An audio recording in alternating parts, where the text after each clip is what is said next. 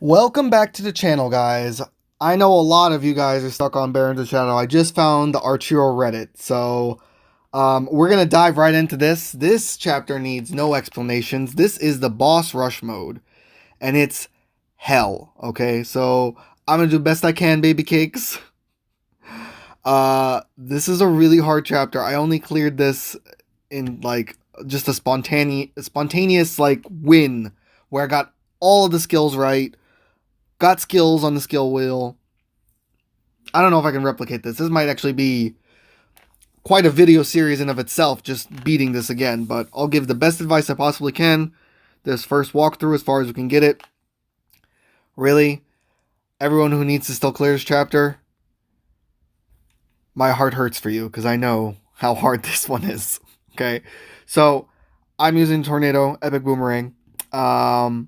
Just as a aside, but if you've been watching this series, you know this. If you haven't, why don't you, subscribe to the channel, leave a comment, like, and go back and watch those other videos so you can be a pro and get to this level, That's what I'm trying to do here is help you guys get better at Archero. So, I'm going to go with front arrow. Since this is boss rush mode, here's my strategy for this world.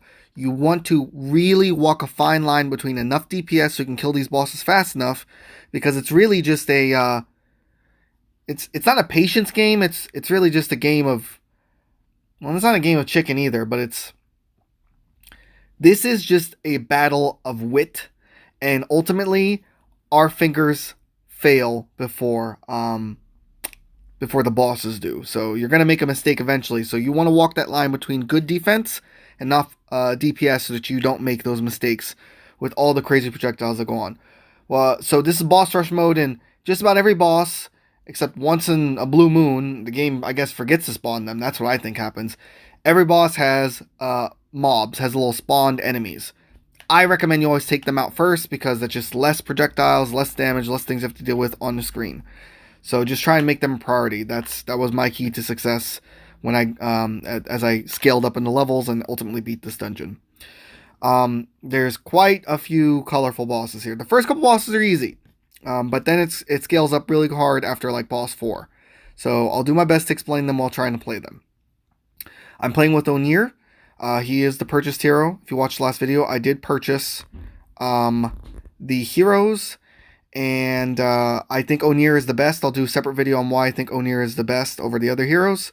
But Onir has the built-in light, which it does add a little bit to the DPS as you stack enemies. As you see, as the light, when it hits other enemies, it does damage to them, and the more DPS you can do is key, and considering this is a built-in skill, it's not bad.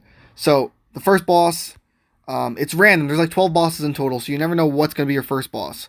But the first boss is just regular old Red Skull, and he had a little couple of skull add-ons. So, I don't need to go over how to kill him. He's easy. Let's see. For this, I don't do Ricochet.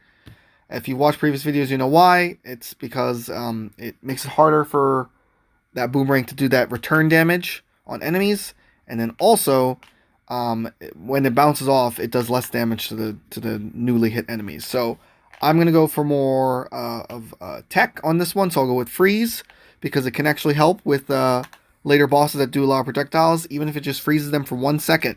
That can mean a world of difference if it especially stops them in the middle of projectile spewing. So now we have Snake Boss, and he has some red mobs. It's really random what mobs they get assigned, but it's generally like he'll either get this or he'll get what other enemies could he get? He could get like snakes. It's just all the enemies you've seen. You're not going to see new enemies as part of their old enemies. So same strategy. Hit and run. Hit and run. Keep your distance far enough so that when he does like that spew of projectile, you can avoid it. When he shoots the fireballs, he usually shoots 2. So just move so you don't step into a pile of the fire. I sure do love that glitch that seems to happen from time to time where the boss is clearly dead but still is alive and can do damage to me.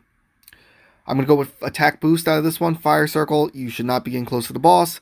Death Nova. I mean, there's only like a couple enemies that die on the screen per room. You're really wasting your time with that one.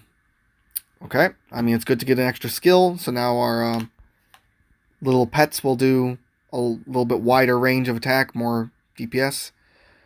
Okay, so really try and aim for the bomb throwers right here. They're going to be more dangerous than the carnivorous plant.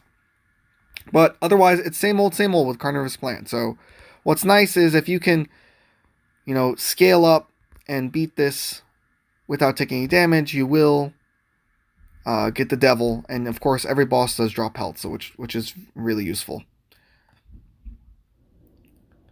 Alright, is that going to be enough to level me up? I'm not sure. Nope. Okay, so moving on. Looks like we have the old red dragon. Take out the rock golems first. I was reading on the Reddit, someone asked, someone said these are robots. I always thought they were rock golems because they throw rocks, and I'm already dead. Well, this is a playthrough, and I knew this was going to happen, so the chances of me actually beating this on this run are very slim because the later bosses, you need that revive just on them alone. But we'll go as far as I can, and then, on future playthroughs, I don't have to talk so much over these bosses, and I can just focus to really get this done.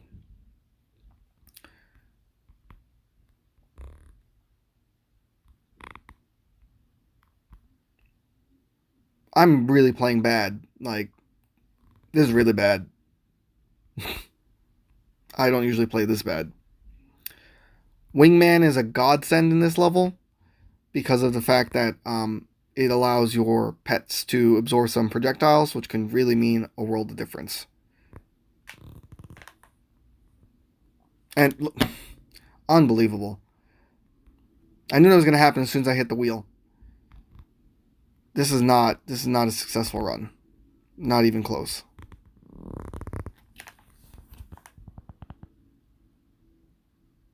Really aim for the mummies first since they hop around a lot, and then there's just going to be too many enemies with him because he spawns more trees, more Dooku's. Try and take them out first. Otherwise, I've gone over the strategy for this guy several times, so I don't think I should have to do it again. See, that's why freeze helps, because it actually stopped him in his tracks of the spew of projectiles, which then gives me a better opening to avoid and dodge. Finish him off. There we go. I don't know how far I can get it on this run.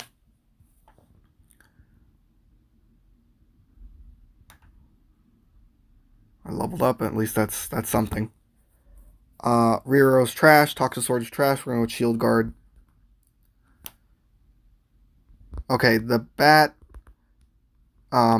take out the carnivorous plants when you had this set up first.